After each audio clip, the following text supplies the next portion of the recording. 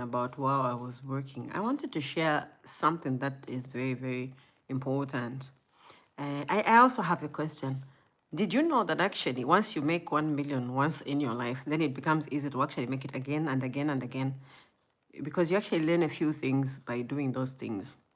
And it's actually the reason why I'm out here today. I want to share part of the story of how I made my first million. I there's literally I wrote because I needed to be systematic. I wrote 4 points about what I thought was very important during my journey for me to make that 1 million. One, of course, I set a target to say I want to make 1 million in the next. I had put it at 3 years, but actually it came way before that. These are some of the things that I did. Not to mention everything else that I did, but these are some of the things that I did. You need to put in the work. As in, you need to put in the work. I worked crazy hours, and on top of it, I also had a side hustle.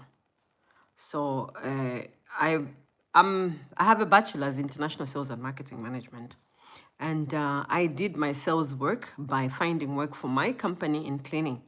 And on top of it, because when you start a business, you shouldn't start thinking, I'll be big from the beginning. Always think about things like this.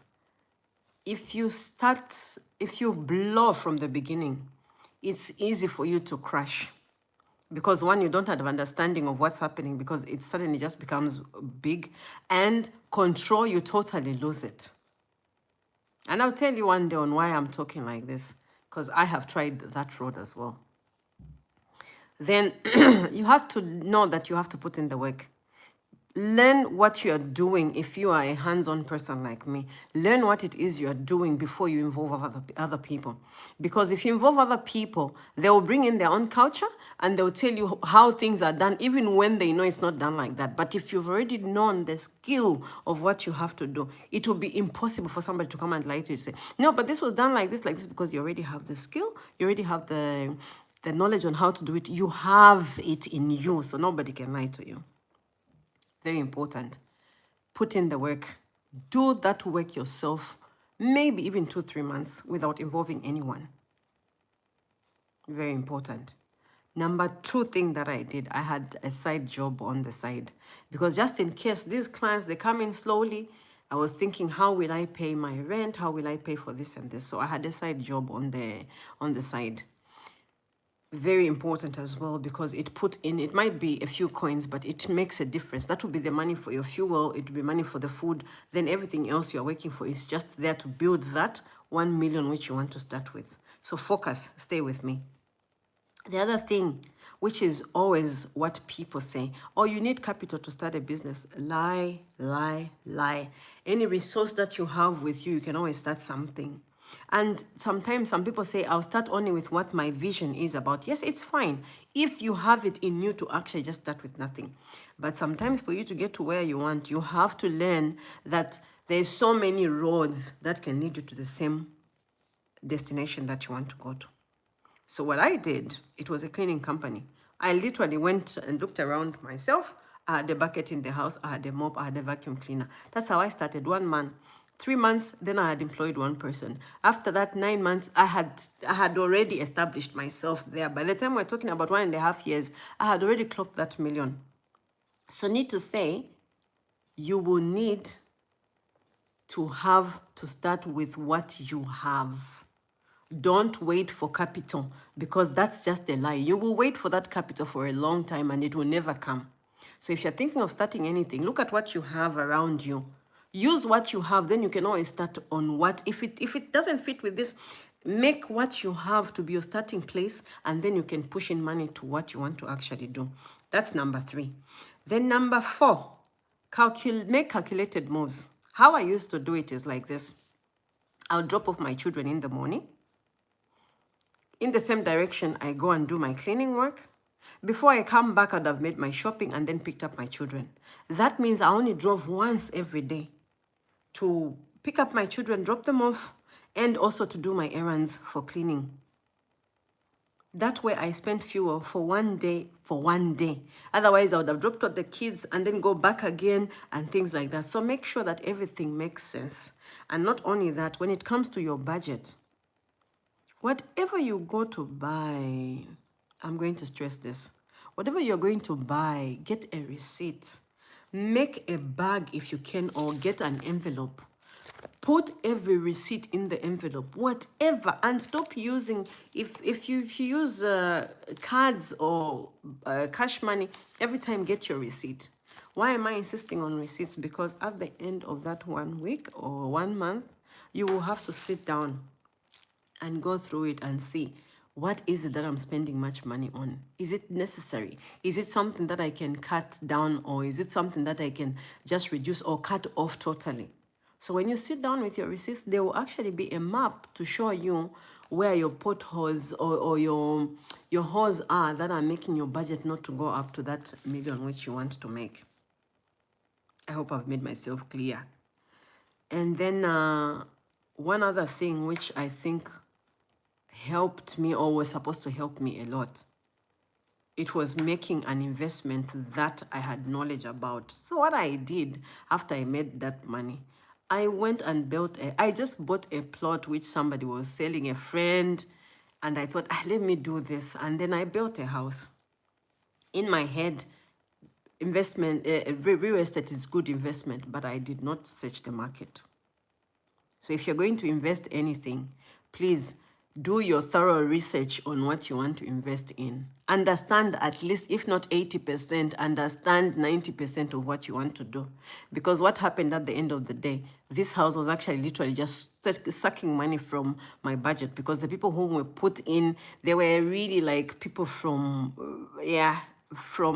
caveman periods. And they just ruined everything. Every month we had something we had to fix. Every month we had something we had to fix. But if I understood that what I was supposed to do was maybe to make a shop or something like that, where nobody needs to fix so much things at once, I would have actually started with building shops, because there's less things you have to fix. And people are more responsible when actually they are there most of the time than when you go for rentals where people, you don't even know who they are and stuff like that. So my last point is this. When you make that investment, make sure that you understand it before you throw in all your money for something that is just going to be a liability. So now I'm just going to recap everything. I'm just going to give you what do we call them? Takeaways. And I'll start with the one that I think is very important. Capital should never be the reason you can't get started. You can always start with 0 to make $1 million. You can always do that. That thing of having capital is an excuse. Number 2, one source of income is never going to be a good thing for you to carry on with. Always think, if this one breaks down, what will save me? Always have multiple streams of income. This one, I've shared it before, and I will continue stressing it because I know the value of it. If you have 10 eggs in one basket and the basket falls, you lose everything. But if some are in another basket, another one in that, maybe in a jug here, there, when one jug breaks, you still have a basket sitting there. So diversify what you're doing. Don't go and do a hustle which is in the same business, which is in the same area, which is in the same whatever. No, diversify. Do it in different places. Do different businesses, because when one drops, then the other one will pick up the other one. The other nugget I would want you to go away with is that you have to calculate every income that you spend, because that is going to show you if you're actually spending on things that are necessary. And if you've got anything in your trunk, in your junk that you haven't used for years, sell it. Why are you keeping on? Why are you hanging on to money? Sell it. I have literally, I think if you've seen me a lot of times, you would know that I don't really change clothes a lot. I don't need to have so many clothes. For what? Smart clothes, maybe 5 of these, 5 pants, and 3, 4, 5 dresses. That's all you need. The rest is just for Instagram. I'm just telling you. Everything else is just for Instagram. So be careful with your money.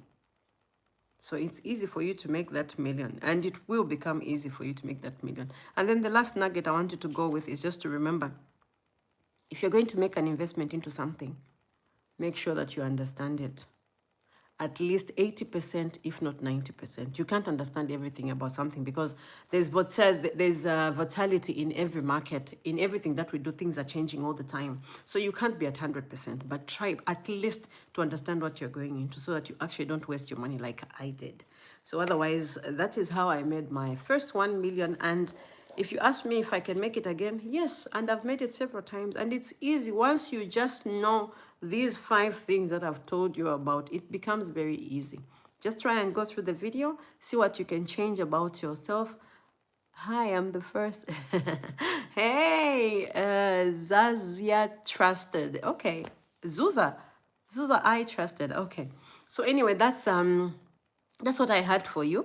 Just go through the video again if you have to. It's kind of short. It's only 10 minutes. Make notes if you have to. And then if you know somebody who's struggling, who's been saying they can't make a million or they are complaining they don't have capital to start a business, send them this video because I am a live testimony of people who started with nothing, but still I managed to make a million within 1.5 years. So it's very possible. Okay, let me just shout out to some people.